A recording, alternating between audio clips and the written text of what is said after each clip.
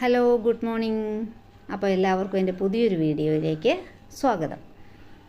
അപ്പോൾ നമ്മൾ ഇപ്പോൾ സ്കൂളിൽ പോകേണ്ട സമയമായതുകൊണ്ട് നമ്മൾ ഇപ്പോൾ നേരത്തെ തന്നെ എഴുന്നേറ്റിട്ടുണ്ട്. പക്ഷെ നേരത്തെ എഴുന്നേറ്റെങ്കിലും നമുക്ക് അടുക്കളയിലൊന്നും കയറാൻ നേരത്തെ പറ്റിയില്ല കേട്ടോ. അപ്പോൾ നമുക്കൊരു 8ൻ്റെ പണി എന്ന് പറഞ്ഞ പോലെ എനിക്ക് രാവിലെ ഒരു പണിയും കൂടി കിട്ടിയിട്ടുണ്ടായിരുന്നു. അപ്പോൾ ഞാൻ ഡീഫ്രീസ് ചെയ്യാൻ വെച്ചിട്ടുണ്ടായിരുന്നു രാത്രിയിൽ. അപ്പോൾ പക്ഷേ വെള്ളം ഇത്രയും ഒഴുകി പുറത്തേക്ക് പോകുമെന്നുള്ളത് ഞാൻ ഓർത്തില്ല. അപ്പോൾ ഇടയ്ക്ക് അല്ലെങ്കിൽ എഴുന്നേറ്റപ്പോഴാണെങ്കിലും നമുക്കൊന്ന് എടുത്ത് കളയായിരുന്നു. പക്ഷേ അതൊന്നും ഓർത്തില്ല. അപ്പോൾ നേരം വെളുത്ത് വന്നപ്പോൾ നമ്മുടെ ഹാളിൽ നിറയെ വെള്ളം ഉണ്ടായിരുന്നു കേട്ടോ. അപ്പോൾ അതൊന്ന് തുടയ്ക്കാതെ നമുക്ക് അടുക്കളയിലും കയറാനും പറ്റിയില്ല.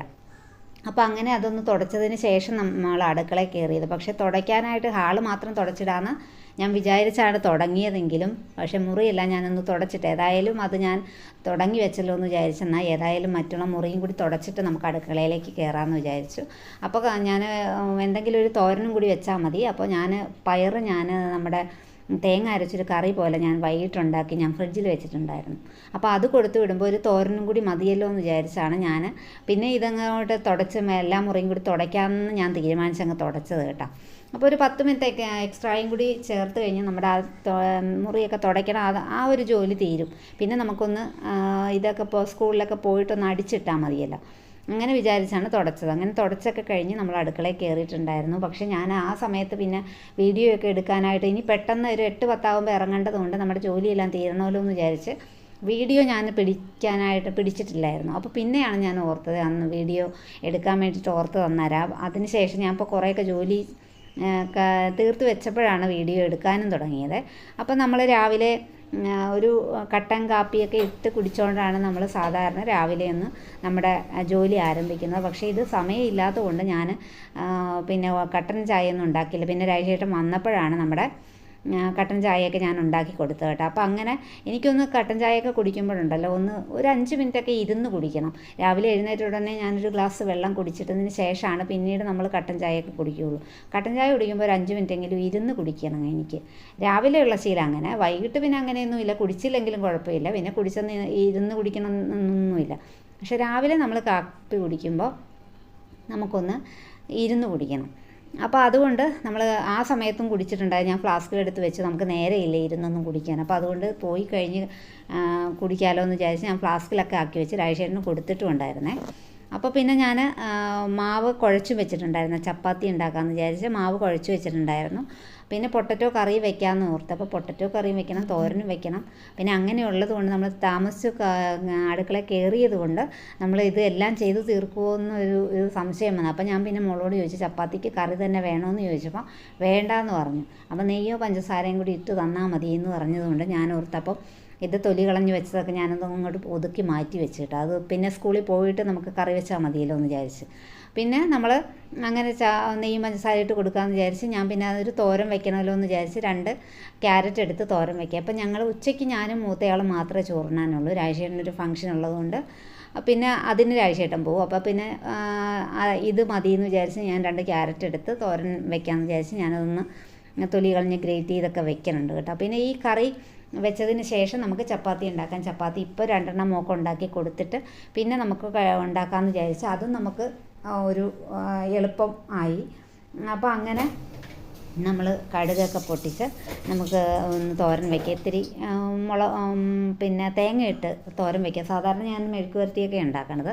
അപ്പോൾ വേണ്ട, അതും തേങ്ങ അരച്ചൊരു കറിയാണല്ലോ പയർ വെച്ചേക്കണമെന്ന് വിചാരിച്ച് ഞാൻ മുളകിടാമെന്ന് വിചാരിച്ചു. പക്ഷേ ഇത് മുളകിട്ട് കഴിഞ്ഞാൽ അത്ര സുഖം ഉണ്ടാകുകയില്ല. ഇച്ചിരി തേങ്ങ ഇട്ട് ക്യാരറ്റ് വെക്കുന്നതാണ് നമുക്ക് രുചി. അപ്പോൾ ഞാൻ ഇച്ചിരി എരിവൊക്കെ കൂട്ടി പച്ചമുളക് ഇട്ടിട്ടുണ്ടായിരുന്നു. ഒരു അല്പം മുളക് പൊടിയൊക്കെ ഇട്ട് നമ്മൾ തേങ്ങ ഡയറക്റ്റ് ചേർക്കുകയാണ് ചെയ്യണത്.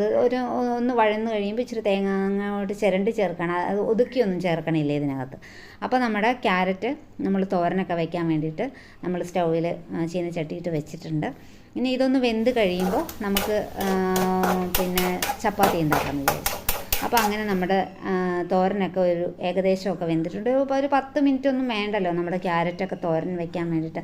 പെട്ടെന്ന് വെന്ത് കിട്ടുന്നത് കൊണ്ട് നമ്മുടെ ഇതൊക്കെ ആയിട്ടുണ്ട്. അപ്പോൾ നമ്മളൊന്ന് തേങ്ങ ഒന്നിട്ട് ഒന്ന് ഒത്തിരി നേരം കൂടി ഒന്ന് ചൂടാക്കി നമ്മൾ ഓഫ് ചെയ്ത് വെക്കാം. ഇത്രയേ ഉള്ളൂ നമ്മുടെ ക്യാരറ്റ് തോരന് വേണ്ടിയിട്ട്. അപ്പോൾ ഇത് കഴിഞ്ഞ് ഞാൻ 2 ചപ്പാത്തി ഉണ്ടാക്കി മോക്ക് കൊടുത്ത് വിട്ടിട്ട് പിന്നെ നമുക്ക് നമ്മുടെ ജോലി വേറെ കറി വെക്കണം, ഇനി പൊട്ടറ്റോ കറി വെക്കണം.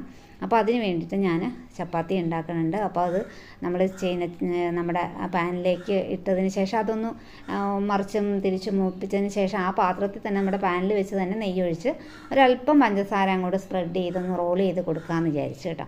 അപ്പോൾ അത് കൊടുക്കുമ്പോൾ നമുക്കിപ്പോൾ മറ്റുള്ള ആഹാരമാണെങ്കിൽ വാരി കൊടുക്കേണ്ടത്, ഇതിപ്പോൾ ചുരുട്ടി എങ്ങനെയെങ്കിലും കഴിച്ചോളൂ എന്ന് വിചാരിച്ച് ഞാൻ പറഞ്ഞു തന്നെ കഴിക്കുക. അപ്പോൾ നമുക്ക് സമയത്ത് ഇത്തിരി തിരക്കാണല്ലോ ഇത്, അല്ലെങ്കിൽ എല്ലാം കൂടി ആകുമ്പോൾ സമയം കിട്ടുകയില്ല, പോകാൻ ഇത്തിരി താമസിക്കും. അപ്പോൾ അതുകൊണ്ട് ഞാൻ പറഞ്ഞു തന്നെ കഴിക്കുക മോള്, കൈ വെച്ച് കഴിക്കാമെന്ന് പറഞ്ഞ കാരണം അങ്ങനെ അത് കഴിക്കാമെന്ന് പറഞ്ഞു.